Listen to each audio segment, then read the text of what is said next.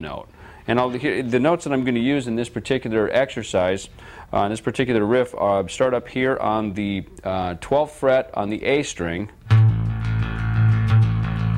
then we down to the 10th fret, and then we're down to the 8th fret. So then even finishing on the 7th fret.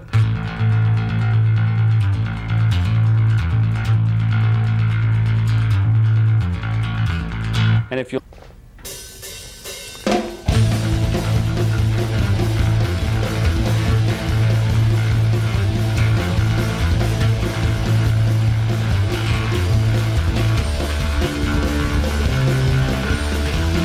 just keep that pulse.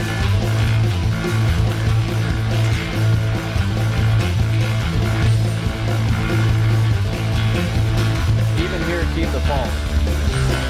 Now I'll play it just without that, without doing the pull-offs. Gives a little bit of a different sound to the riff.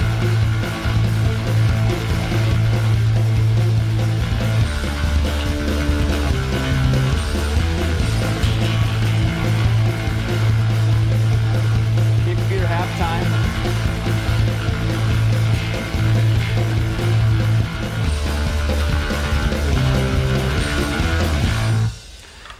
Again, if you'll notice toward the end, it's a little bit easier to do when you're not playing the riff, to be able to count in half time. When you're able to do that.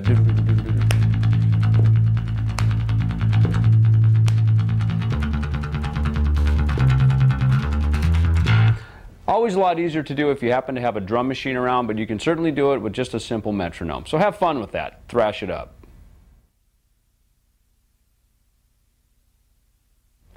One of the things I like most about metal is the aggression. I love the volume, I love the attack, I love the lifestyle, I love everything about it. And those of us that live the metal lifestyle, you know exactly what I'm talking about.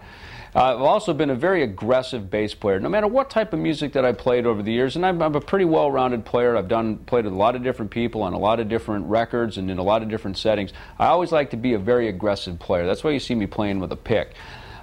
Creating a good mean metal bass sound is very important.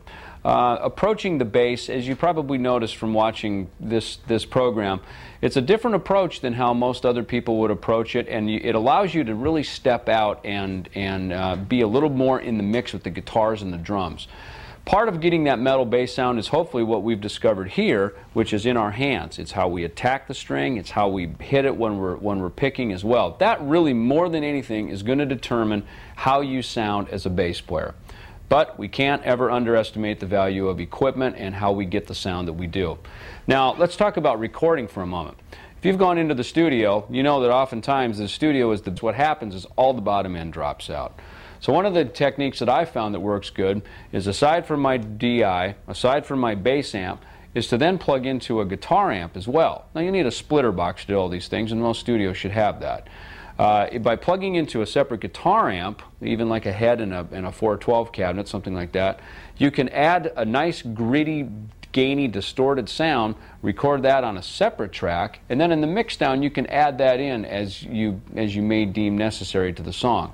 It's a way to keep a nice big fat full bass sound going on, and be able to something, guitar player changes something, you're going to have to change your sound accordingly. And of course, if you're going to be out doing some gigs, whether they're little club gigs, whether they're big stages that you're playing on, you're going to find that every stage is different. And that's part of being a professional. And a professional is essentially when someone has paid you to play music. And at this point, your chops are getting up and you're starting to become a proficient enough musician. You may be getting out and working on playing some shows. So just be careful about taking any of this stuff too seriously out there, because remember, you're there to entertain the people. So go out and have fun with it.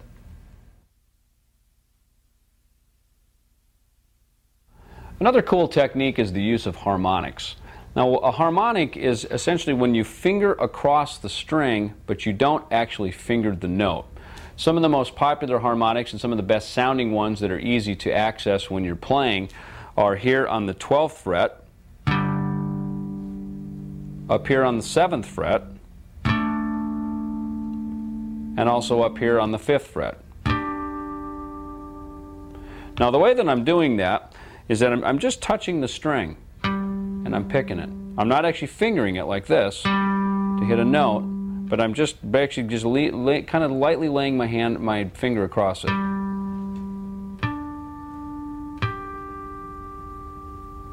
And again, you can do what they call double stops, which is almost like playing a chord with harmonics by playing two at a time.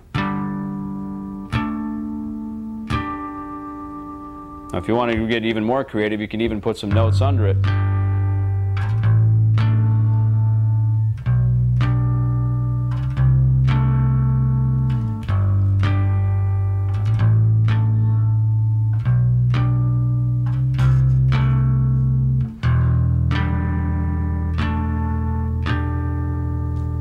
And those are harmonics.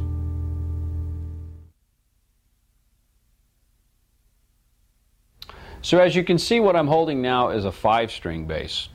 The advent of the 5-string bass has allowed bass players to be able to go down below the normal tuning of a guitar player.